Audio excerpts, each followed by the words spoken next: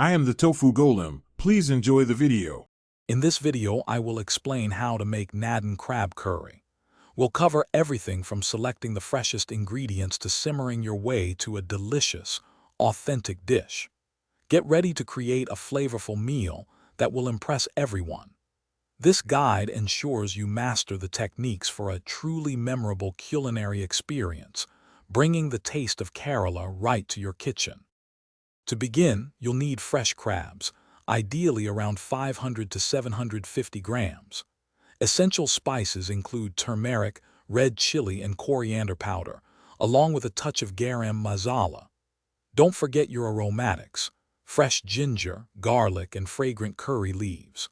Finally, ensure you have creamy coconut milk and tangy tamarind pulp to complete the flavor profile.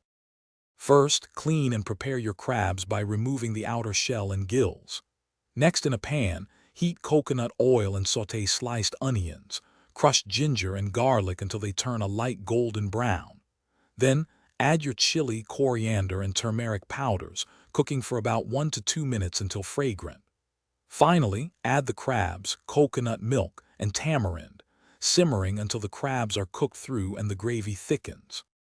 For the best Nadan crab curry, always use the freshest crabs available.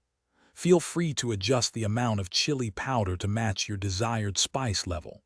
Remember, crabs cook quite quickly, typically in 5 to 7 minutes, so avoid overcooking them to maintain their tender texture. Allowing the curry to rest for a short while before serving helps the flavors meld beautifully. Thanks for watching. Consider subscribing if we helped you today.